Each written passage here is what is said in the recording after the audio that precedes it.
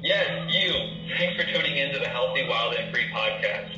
My name is David Benjamin. I'm your host and the founder of HealthyWildAndFree.com. If you're like me, you understand that health, the mind, body, spirit, heart connection, and living a green, eco-friendly, sustainable lifestyle are some of the most valuable and life-enhancing lessons that we can learn and pass on to our children to live happy and abundant lives.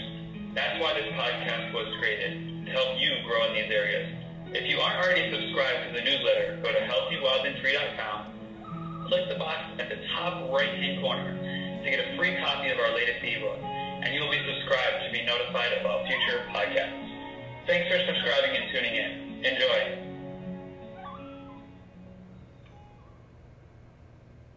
Hello, podcast listeners. This is David Benjamin, your Healthy, Wild, and Free podcast host. Today, I'm going to be having a special guest on the show that is going to be discussing psychology, the mind, how movement plays a role in the development of our mind, and how we can basically move into life and have vitality and kind of variation and robustness, if you will, in our lives. She's the author, her name is Anat Baniel. She's the author of Move Into Life, as well as Kids Without Limits. And in her book, she talks about the 9 essentials for lifelong vitality, and just like I said, kind of about movement psychology and how to use them to your advantage in life, as opposed to kind of becoming an automatic robot in life. She was trained as a clinical psychologist, dancer, and was the first student of then a close professional associate, Dr. Moshe Feldenkrais. I hope I said that right, for over a decade. Anat's innovative methods have helped thousands of people, both adults and children, from 5 days old to 90 years old, transforming their lives physically, emotionally, and intellectually. Her work has helped performance athletes, musicians, business people, scientists, as well as other professionals move beyond their present limitations to achieve greater energy, strength, health, and success. Her cutting-edge approach helps many people from all walks of life, and especially children with special needs. Her work is world-renowned and is applauded by parents, health professionals, and those at the cutting edge in the neurosciences. Increasing numbers of leading brain scientists, medical doctors, and others in the helping professions are enthusiastically endorsing the Anat Baniel method. So I'm going to bring her on the call right now. And Anat, are you there? Yeah, I'm here. Hi, David. How are you doing today? I'm doing great. I'm doing terrific. How about you? I'm doing very well. Thank you for asking. And thank you so much for being on the show with us. We really appreciate it. I wanted to start the interview kind of how I'm typically starting all interviews now, and ask you, how did you initially kind of get into health and psychology and understanding the human body? What kind of brought you down that path in the first place? Well, specifically, I mean, I grew up and I did a lot of dance, and I also did some music, and I went to college and looked at what I might want to study, and decided that it was psychology.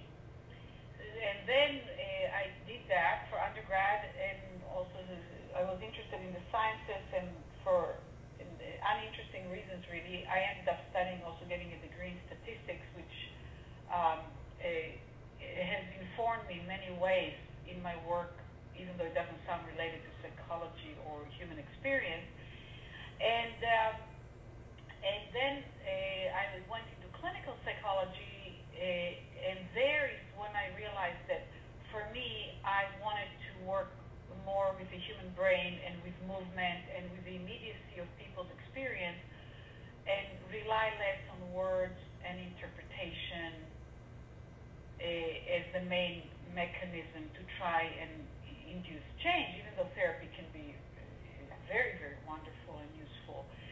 And along the way, again, I had the experience of his work from early childhood, but I looked for how to do that, because I was very young and I was in college, and I was thinking, okay, I want to do something different, and what would that be? And I tried a number of things, and drama therapy and dance therapy and all kinds of stuff, and it was all great, but not what I wanted. And then teacher that used the work of Dr. Moshe Feldenkrais. By the way, you kind of stumbled a little on the name, so it's Dr. Moshe Feldenkrais, who was it's okay, it's an unusual, weird name, and he was the foremost, not just movement scientist, but the father, kind of like way ahead of his time, in terms of brain plasticity. That means looking to impact the brain and brain change intentionally, and thinking of it from the point of view of brain. It wasn't that clear, and he didn't speak much about it, but that's where he lived. That's where he came from. He was a physicist. He was a quantum physicist. So that's how I went to study with him, and I continued parallel to that my studies in psychology. And initially I thought that I was going to adapt some of his work into more classical psychotherapy. And as I studied it more, I moved away from even considering being a traditional psychotherapist and started utilizing the knowledge I got from him to help empower and impart outcomes that very often psychotherapy is looking to impart. And here I am today talking to you. Very cool. I like how something so creative as dance kind of led you down that path. A lot of things in life are like that. In your book, you talk about the Anat Baniel method. Now, for our listeners that haven't heard of this before, what is the Anat Baniel method, kind of in a nutshell? In a nutshell, it's using movement as the main tool, but not movement like exercise, but movement in the broadest sense, combined with my 9 essentials as a mechanism to help create new patterns, new connections in the brain that open up new possibilities in movement, in the emotional aspect of our lives, cognitively, really help us grow. And I think it's important for me to mention that I started working with adults, and my main population in the beginning were dancers and musicians because of my background. But again, along the way, it so happened that I started working with children with special needs, and working with children as young as a few days old, and all the way through, a few months and a few years. I have seen, over and over again, how movement and the feelings, the sensations that movement generates for us, what we feel as we move, and the attention, how much it's in really the basis of everything. It's the basis of organization, of voluntary movement, and it's in the basis of cognitive development, and I can, of course, give examples if you're interested, and the social and the development of identity, of the sense of self. So from my work with children, my work with adults, I extracted ways to really move us from where we are to where we would like to be, or the way I like to call it is either making the impossible possible or moving from the no to the yes. So somebody says, I can't do that, or I'm doing it but it hurts me, or whatever it is, and you say, okay, that's fine. Now let's do a number of interventions that always involve also what people call physical movement, and very often quickly, and sometimes it takes a number of steps, people get there. I see. In your book, you talk a lot about moving with attention and intention. Why is moving with attention and intention important to us, and how does that benefit us? Actually, I don't put attention and intention together. Because let's put it this way, that 80% of the connections that our brain will form throughout life are formed within the first 5 years of life. I tend to go back to the scientific and the facts because I think they really matter. And the babies, when they move in the beginning, it's actually random movement, it's unintentional movement. So an intention is extremely important. It's not that intention is not important. However, the first and foundational essential that I talk about is movement with attention. Intention is a separate conversation, and the attention is to the feeling of self. That means what you feel as you move.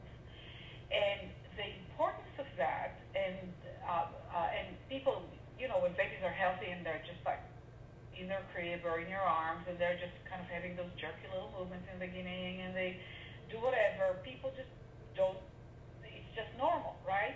But those babies feel, they actually are very attentive to what they sense and feel as they move. And research shows, brilliant research shows that that when we move, it was done on apes. When they moved and did not actually, their attention was moved away from the movement they were doing. So they separated the attention from the movement and got the movement to be more automatic. There was no detectable change in terms of new connections, new mapping in the brain. And when they moved with attention, they had to actually pay attention to what they feel as they move. The brain grew at extremely rapid rate. And another set of research studies with children, but I believe from my observations working with adults that it's roughly the same, that when the children pay attention, or when we pay attention to what we feel as we move, it's almost the opposite of how a lot of fitness exercises are done and so on. When we pay attention to what we feel as we move, the brain creates, on the average, estimated 1.8 million new connections per second. So it's about 100 million a minute. So that's why. Wow. Well, that's a lot of connections. It's a lot. Go ahead. I feel like a super genius just hearing that. Yeah, well, one has to understand that the brain works in the billions, right? In the trillions of connections, and so it's large numbers system. It's not very few, and of those, some will stay and some won't stay, and it's very dynamic. The brain is in certain ways extremely changeable. In other ways, it's very hard to change patterns, but in certain ways, extremely changeable, extremely responsive to its own experience. So we need to create conditions that the brain can actually create something new, and something new is created with new information. And when we bring attention to our movement, the brain gets a lot of information. See. Attention to what we feel. Right, and that kind of basically that just allows our brains to kind of expand upon that movement, if you will, and kind of develop the neural pathway, if you will, to that, or how would you explain that? Well, it's interesting because we don't do just one movement. So when we move and pay attention to the movement, first of all, the brain recognizes it more, pay attention to what we feel, and creates connections, maps what we do. But it maps it in a very rich way. And this essential is not a standalone essential, but what we do is we do other movements. This is very important. Of course, all the essentials are very important. It's kind of like having 9 children, and every time I talk about one of those kids, it's my favorite kid, right? So variation is another way of providing a lot of information to the brain. So when I work with people, let's say somebody can't touch their toes, and they want to be able to touch their toes. The normal way that people will try to do that is they will stand up and they will go, and try to stretch the short muscles and try to touch their toes. If you work with movement with people, you realize that it pretty much doesn't work for most people. Sometimes it works for certain reasons, but it doesn't work, or doesn't work well, and if you don't keep pulling it for a little bit, you won't be able to do it again. So what I would do with people is I would ask them to move only in the range that's comfortable, no stretching in my world, because I want the brain to change the way what it tells the muscles to do, so it wouldn't need to stretch the muscle. I mean, if you do it well organized, there's no need to stretch the muscles. The muscles that are too short, let go.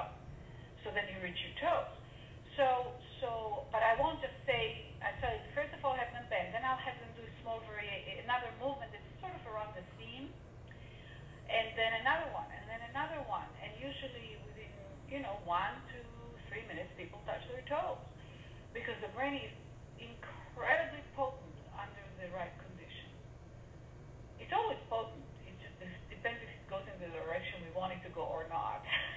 It's potent going the wrong direction. It's potent going the right direction. Which can work in our favor or against our favor. Exactly. You talk about, let me actually add on to that real quick.